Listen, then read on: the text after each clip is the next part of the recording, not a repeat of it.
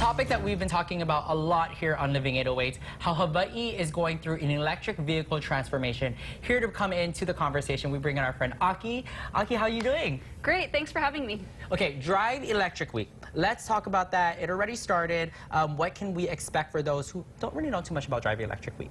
Sure. So National Drive Electric Week is a national celebration recognizing the importance of electric vehicles, which includes cars, trucks, vans, buses, motorcycles, you name it. And it's really a week in which we host a number of community events throughout the state, and we can answer questions and showcase a number of electric vehicles for people to check out and learn more about. Yeah, like there was one at Kamakana-Li'i. Exactly. So that was pretty cool. Everybody got to kind of see the cars and kind of where we're going into the future. Yes. I said this before, it's kind of giving Jetsons, so I like it. I love that phrase. I love it. Okay, let's talk about Hawaiian Electric. What are you guys doing to support this transition? So what's really exciting about the electrification of transportation is that as a state, we have a goal to decarbonize our economy by 2045. Okay. And within Hawaiian Electric, what we are doing is decarbonizing our electric grid. So our grid is becoming cleaner and cleaner using renewable energy. Okay. And with this new technology of electric vehicles, which I guess isn't that new anymore, Yeah. because there's so many makes and models out in the market now, we're able to leverage the sun and the wind to power our cars and our trucks and buses and other types of vehicles. And so at Hawaiian Electric, we're the electric company, Right. and so our responsibility is really to ensure that there's enough power and infrastructure to support this transition so people have a means of charging their cars. So we've started out with a small pilot. We own and operate about 30 charging stations across the 5 islands.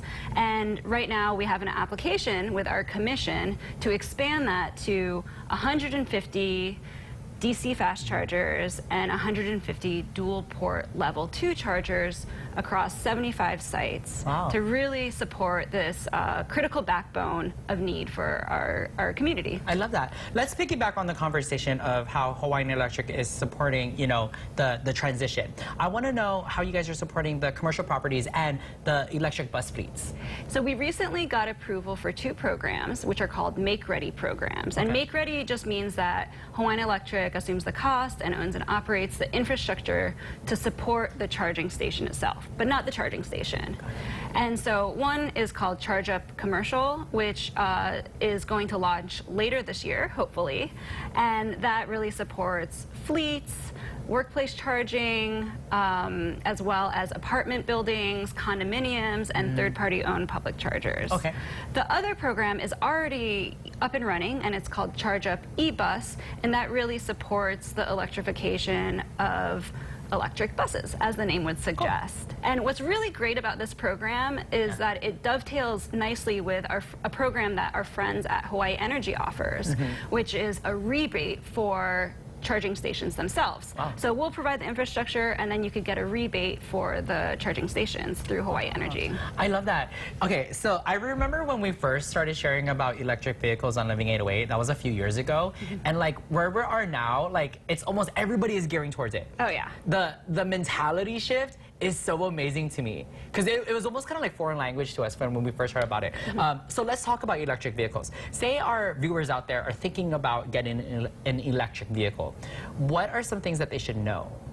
Yeah, so I mean, number one aspect of electric vehicles that make someone want to buy them is that the performance is just superior. So I think that's the thing that's overlooked quite a bit. Yeah. They're smooth to drive, they have great torque, they accelerate very smoothly and elegantly, and they're really quiet as well. So they don't make a lot of noise, which I kind of like. Yeah, me too. I like it a lot. So I mean, if forget everything else, they just perform really, really well. Awesome. The second aspect is around cost. So to maintain an electric vehicle, it's a lot cheaper. There's fewer parts, there's fewer things to maintain, and so it's really almost low to no minimal cost to maintain a car.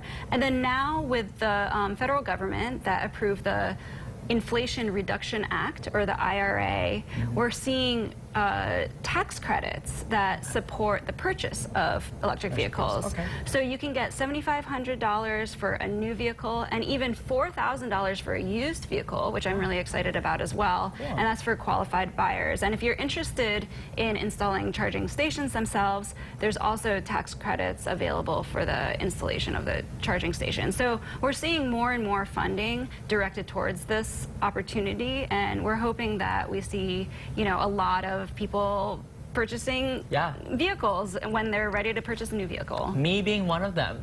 A lot of information to take in. Aki, thank you so much for coming in and talking to all of our viewers out there. Thank you. All right, everybody, we'll have more information on KHON2.com. Stay with us because Living 808 will be right back.